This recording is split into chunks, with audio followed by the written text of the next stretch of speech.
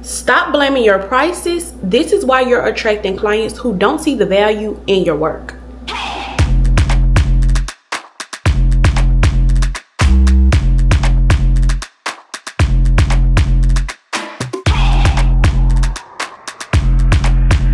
Hey y'all, hey, for those of you who do not know me, my name is Shayla and I am the girl who started her beauty brand from a corner in her bedroom to now a fully booked hairstylist that offers luxury extension services. Now, the real reason that you're attracting cheap clients has nothing to do with your pricing and everything to do with your marketing. And here's why. You're training your audience to shop with you like they're shopping on a clearance rack. And I know that may be hard to hear, but I'm gonna keep it real with you. Let's get into it.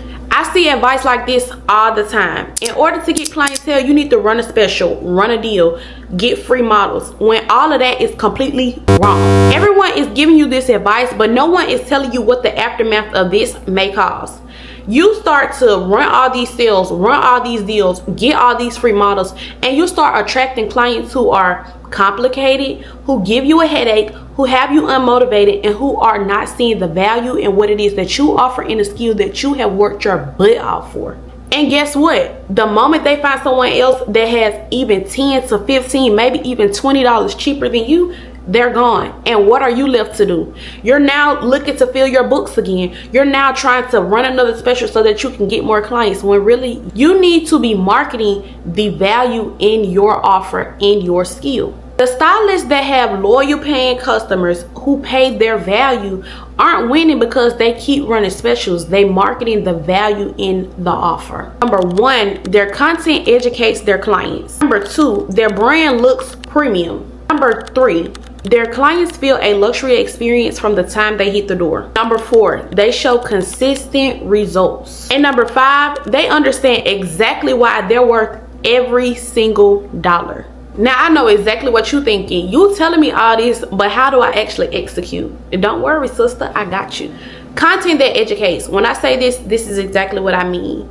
For example, if you're a hairstylist, you're not just showing the finishing results. You're showing content that educates. So for me, I am a hairstylist that offers quick weaves, wig installs, sew-ins. But I'm making my duty to educate my audience so that I'm attracting the clients that I want to book me. Whether that's me showing that I shampoo and condition and why it's important and why I stand on these principles. If I do a trim and why I'm trimming and how often you should be getting a trim.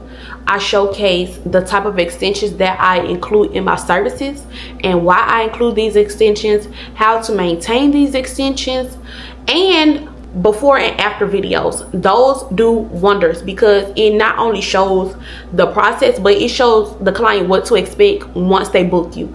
I like videos like this because I am someone, because I'm a hairstylist, I feel like that makes me a little bit more picky when trying to book someone, and I'm very iffy about who I let in my hair, because everybody is not going to take care of your hair the way you do, and every stylist does not have the same value. For a lash tech, you might say what to expect at a lash appointment, how often you should get your lashes done, when you should be taking lash breaks, how often do you take a lash bath, so on and so forth. For a nail tech, you want to talk about brushing under the nail, a refill versus a completely new and fresh set, the importance of the type of products that you use, because I see that a lot lately, like the products that certain companies sell aren't good for health reasons. So it's more so educating them beyond the price. Let's stop talking about the price point and let's get into the value of what it is that you're offering. You have worked your butt off for this skill. You've went to school. You've learned. You've invested in so many classes. Now it's time. Number two, your brand looks premium. Y'all, I said this in my previous video and I'm gonna say it again. The glitter and the graffiti logos ain't cutting it no more. It's not cutting it. When you think premium, when you think someone that values what you're offering, you think Chanel, you think Nike, Adidas. All these people have simple, clean, fresh logos. I'm not saying don't be creative. I'm not saying don't use this as your way of showcasing your art. But when you set yourself aside from other people, you want people to value what it is that you're doing. You want people to see, why should I give her $100+ for a nail set? Why should I give him a $200 for an install? Why should I give her the opportunity to service me? Like, that's what you need to be thinking of, and that's how you should go about creating your content and your brand in general. Not to just say you're doing something to please someone else and you're not doing it for the benefit of you and how you feel about your brand, but the ultimate goal is supply and demand. You supply the service for that demand. Example, me. I changed my color. My first logo was Stylist by Shayway, and I felt like I hated the name, but I just was rushing trying to get myself out there, and I had this clip art logo that I freaking hated. I did the turquoise and like the silver because I didn't see a lot of people doing it, which I did love that. However, it kind of got old. It kind of got childish looking. Even though I had fun with my brand and things like that, I just needed something more that was grown and more sophisticated and just what I was about in that time frame, because I did a whole 360 with who I was when I first started versus the person that I have become today. So I then changed my color scheme to an emerald green, a black, and a gold, and I did that because of what it symbolizes. And if y'all don't know, look it up, look up what those colors mean, okay? And that's just where I was in that point in my life. I'm unapologetically myself. I'm not doing discounts no more. If I'm doing a discount, it's for a hair plus install deal, and that's for my girlies who purchase hair from me. And before I stopped working, I would say about 90% of my clients bought hair from me and got a sew-in, or 95% of them got a quick weave and bought hair from me. And it's because of how I market myself. I have had people give me reviews of hair that I sold when I first started my hair company 6 years ago, tell me that their hair is still lasting them to today. So it's all about the offer. And also, when I showcase my clients, I make sure that my content is clean. I have great lighting. It's not looking all blurry. The salon I work at, the aesthetic is there. It just sets the tone when you and another thing that changed for me as well, the way I come to work. I was a very like, I'm just going to work kind of rusty. I loved like the athletic wear, like kind of like the tights and t-shirt. Now I try my best to give it just a little bit more effort. So I might do like a loose pants and a cute little top, or a nice skirt and a cute little top. I put in more effort, and I see a huge difference in just how I feel when I'm at work as well. Next up, we have client experience that feels luxurious. You guys, I cannot stress this enough. When I came back, I wanted to make sure that my clients felt the presence from the booking site, from my content on down to the ending of the booking process, and once they walk into the salon. So now I pride myself on being much earlier to my appointments. I at least try to get there between 15 and 30 minutes before my client. That way I'm able to set up and I'm waiting on them and they're not waiting on me. Number 2, again, the ambiance in the salon is always nice in there. It's always clean. We always have a nice music going on. The stylists are great, and might I add, the way we dress, we look professional, we look clean, we look in sync. And these are some things to think about as well when picking your salon location and where it is that you want to go. Make sure it represents what it is that you want to give off to your clients and the brand that you represent. Another thing, I tell my clients this all the time. I tell people this who are looking to book me all the time. If you're not ready to start that service at the shampoo bowl, I'm not the stylist for you. And it's okay. You're going to have times where there are going to be clients who genuinely want to be there, who genuinely want to book with you, but they just don't align with what it is that your business stands for. And that's something I stand on. I do not do half services. It's either all or nothing, and that's no in between it. The service will start at the shampoo bowl. Your scalp will be analyzed. You will get a fresh and clean shampoo. Your hair will be deep conditioned. You will get a trim if needed. I will advise you to cut if you need a cut, but I'm never going to be the stylist to just chop your hair off. And even though I would like to, it just gotta go with what my client is more comfortable with. I'm always educating my clients while they're in the chair. I'm not going to do anything that I feel like will jeopardize the health of your hair. For example, I had a client, she had scalp issues, and this was her first time booking with me, and she told me that I booked with a stylist and it didn't work out, but I asked God to send me who you want me to go to, and I found your page. I saw that you offered hair, and I have no problem with paying the price. I just want to make sure that I'm getting a great service. And she told me from the moment she booked me, it was a smooth, easy process. She had questions, I did answer them right away. She was able to shoot me an email. I told her what she needed to book. I advised her what I felt was right for her. She did have scalp issues, along with she had finer hair. So for me, I wouldn't have recommended her get a sew-in. I recommended for her to get a quick weave just because of the current condition of her hair. Now, that's not to say she cannot get a sew-in in the future, but I just want to make sure her hair density and the health of her hair and the condition of her hair can sustain something like that. So that's just something to think about as well. And then like I said, I educated her throughout the whole service. I told her why I felt like I told her why I feel like she should get a quick weave. I told her why I wouldn't do a sew-in on her right now. I did tell her about her scalp issues. A lot of times those scalp issues are what you put in your body. It's not like, oh, I just came with a scalp condition at the blue. Whatever you put in is going to come back out, whether it's in your pores, whether it's in your hair, whether it's in your skin, it's going to come back out. So now the next thing is the results are consistent.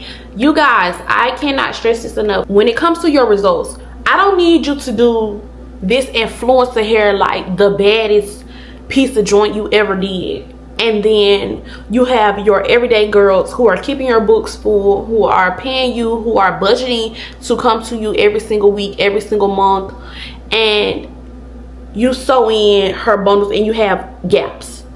It needs to be consistent all the way through. It needs to be the same all the way through. They need to expect the service to be the same all the way through. They don't need to come to you that first time and you did amazing, and the second or third time it's like she kind of rushed on me. And this comes in with your timing as well, your timing and your pricing, and that's something I'll talk about in a whole nother video, because I feel like that's another thing. We're rushing through stuff. We're trying to get this amount of money, we're trying to do this, so because the economy, let's just keep it a buck, y'all, the economy is crazy. So the math has to math and everything has to make sense.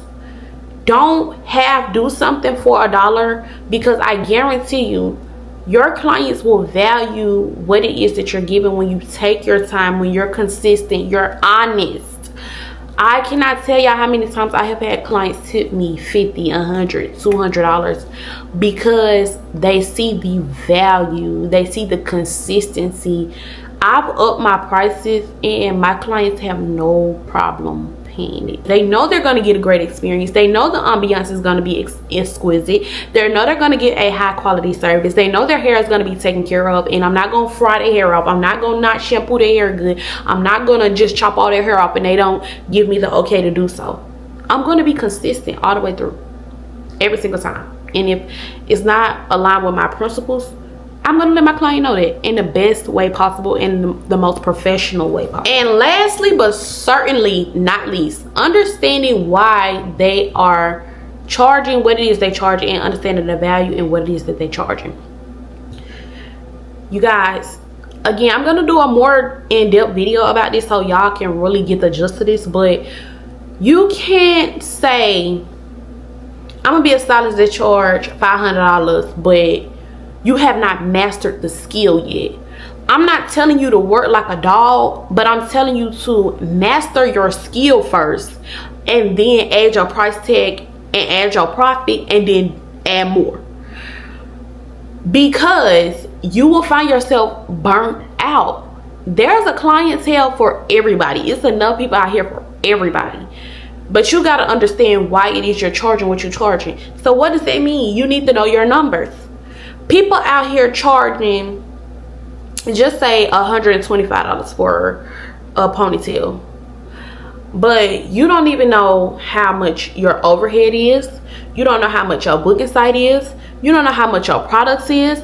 You don't know what it is that's going out every single month of your account, but you see this number at the end of the month, like, oh, I made $7,000 this month. I made $8,000 this month. But did you really make that kind of money this month? Did you really understand and sit down and learn your numbers? Did you really sit down and understand how much money you dishing out? Is that really your profit, or is it just a number? And that's where it goes into, you got to understand your numbers, you got to understand your skill, and you got to understand your clients. Okay?